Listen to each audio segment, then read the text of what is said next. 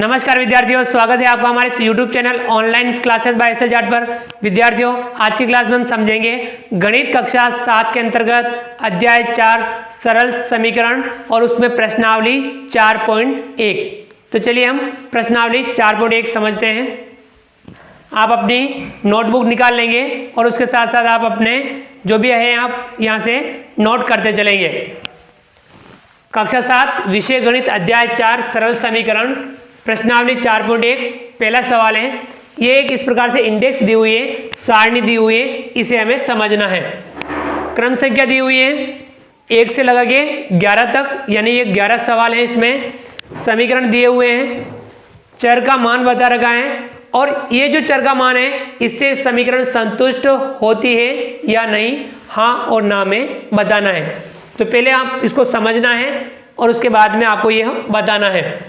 जैसे कि पहला है इसमें x + 3 = 0, ये समीकरण हो गया।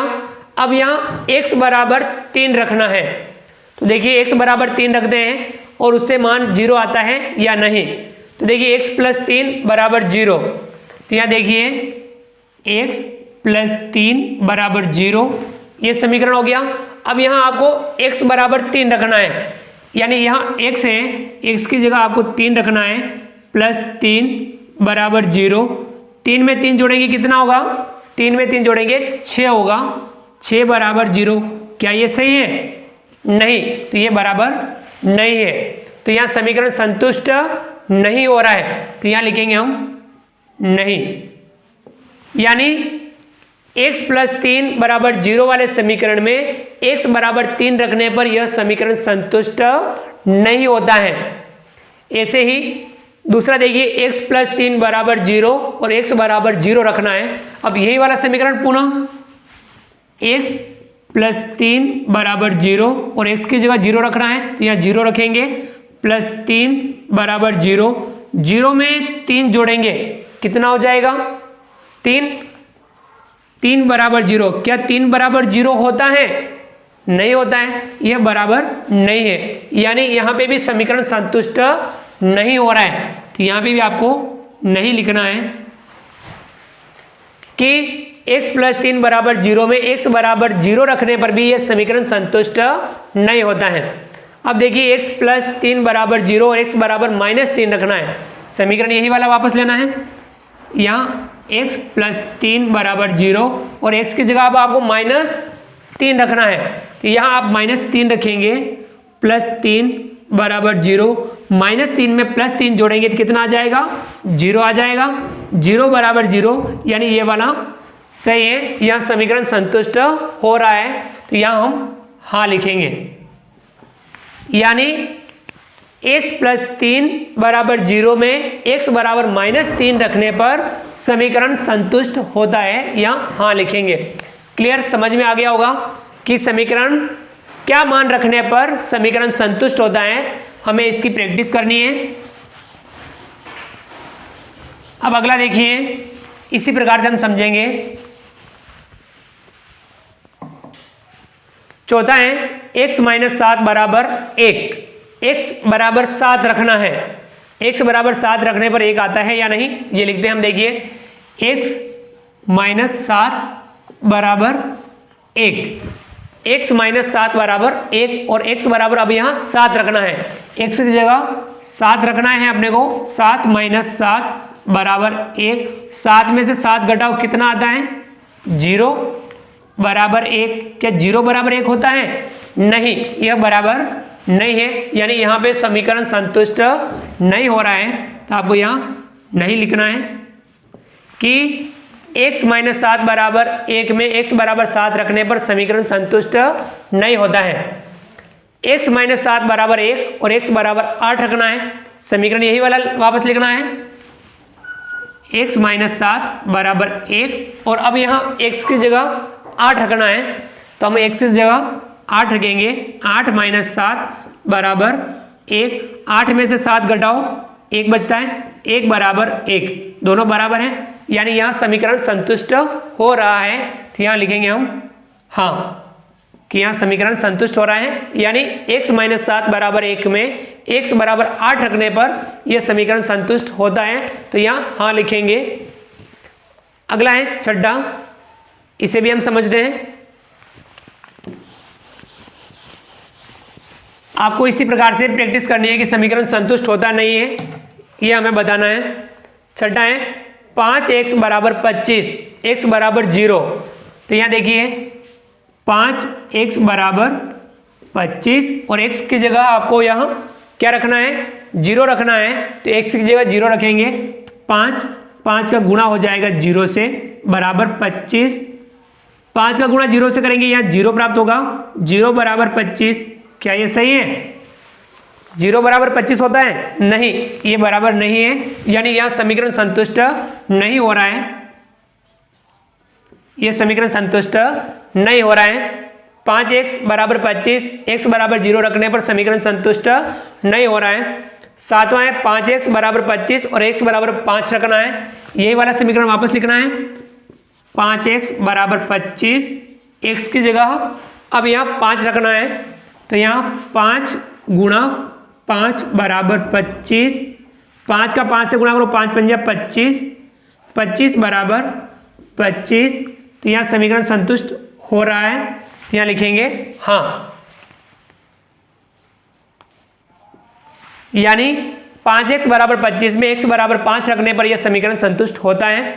एक देखिए 5x बराबर 25, x बराबर -5 रखने पर यही समीकरण वापस लिखेंगे। 5x बराबर 25 और अब यहाँ x की जगह -5 रखना है, तो हम यहाँ -5 रखेंगे। 5 का गुणा -5 से करेंगे बराबर 25, -5 का गुणा 5 से करेंगे तो दो अलग अलग चिन्हों वाली संख्या का गुणा करने पर माइनस आता है। प्लस और माइनस का गुणा हमेशा माइनस आता है। तो माइनस का 5 × 25 और बराबर 25। -25 बराबर 25 होता है? नहीं, ये बराबर नहीं है, तो यहाँ समीकरण संतुष्ट नहीं हो रहा है, यहाँ लिखेंगे हम नहीं। यानी 5x बराबर 25 में x बराबर -5 रखने पर समीकरण संतुष्ट नहीं होता है। अगला सवाल देखिए, इसमें भी हम इसी प्रकार से जो आपको मान दिया हुआ है वह रख के देखेंगे कि समीकरण संतुष्ट होता है या नहीं। अगला देखिए, इसमें 9वां है m/3 बराबर 2, m बराबर -6।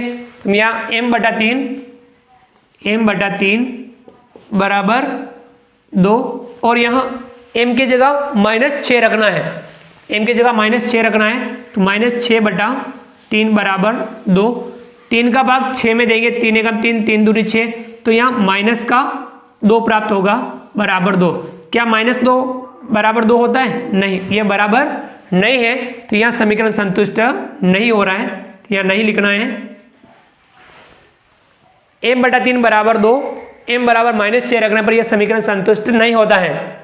10वां देखिए, m/3 बराबर 2, m बराबर 0 रखना है। यही समीकरण वापस लिखना है। m/3 बराबर 2 और m की जगह आप मान रखना है 0, यानी 0/3 बराबर 2। 0 में 3 का भाग देंगे तो कितना आएगा? 0 प्राप्त होगा। 0 बराबर 2। क्या ये बराबर है? नहीं, तो यह समीकरण संतुष्ट नहीं होता है।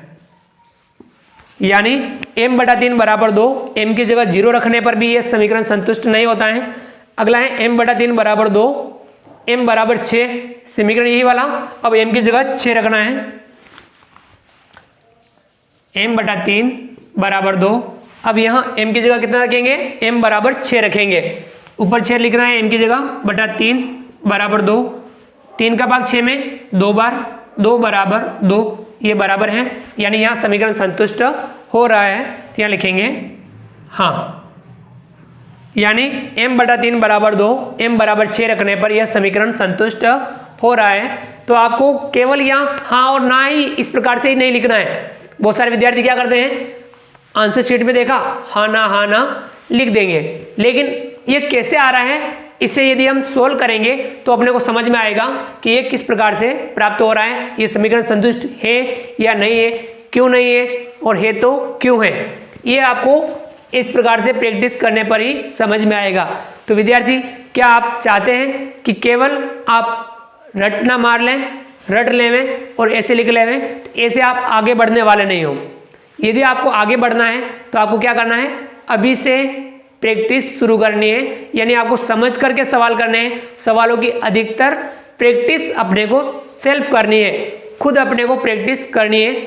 यदि हम सवालों की प्रैक्टिस खुद करेंगे तो ये हमें जो सिद्धांत है गणित के, वे हमारे माइंड में समझ में आएंगे अपने को, ये किस प्रकार से हो रहा है, कैसे हो रहा है, क्यों हो रहा है, ये सारी बातें अपने को क्लियर हो जाएगी, सारी बातें अपने को समझ में आएगी। तो आपको ये बात पूरी ध्यान रखनी है। यदि आपको गणित पढ़नी है और केवल आपको टाइम पास करना है तो आप इस प्रकार से लिख सकते हैं। आपको केवल टाइम पास नहीं करना है, आपको बहुत आगे बढ़ना है। तो आपको अपनी मेहनत इस प्रकार से करनी है, समझते हुए मेहनत करनी है, ताकि आप पढ़ाई में बिल्कुल आगे तक बढ़े, अच्छे शिखर तक आप पहुंच पाएं। तो विद्यार्थियों, ये आपको समझ में आ गया होगा कि सरल समीकरण के अंदर हम चर का मान क्या रखें जिससे समीकरण संतुष्ट हो जाएं। तो ये आपको इसकी प्रैक्टिस करनी है और आपको जो समीकरण के जो सवाल हैं इनका आपको अभ्यास करना है। तो विद्यार्थियों, उम्मीद करता हूं कि आपको ये हमारा आज का वीडियो पसंद आया होगा। तो आप हमारे इस वीडियो को लाइक कर दीजिए। यदि आपने चैनल अभी तक सब्सक्राइब नहीं किया हो तो नीचे दिए गए लाल रंग के सब्सक्राइब बटन को दबा करके हमारे इस YouTube channel online classes bye SLJAR को सब्सक्राइब कीजिए। बेल आइकन ऑल नोटिफिकेशन के लिए दबाइए ताकि आप तक हमारे लेटेस्ट वीडियो सबसे पहले पहुंच पाएँ। आप अधिक से अधिक साथियों तक, विद्यार्थियों तक, आपके जो भी दोस्त हैं, जहाँ तक आपसे संभव हो वहाँ तक आप हमारे इस वीडियो को शेयर जरूर कीजिए। मिलते हैं अगली क्लास में नए वीडियो, नए कंटेंट के साथ में। तब तक के लिए थैंक यू, धन्यवाद, जय हिंद, जय भारत। आपका दिन शुभ रहे। Thank you.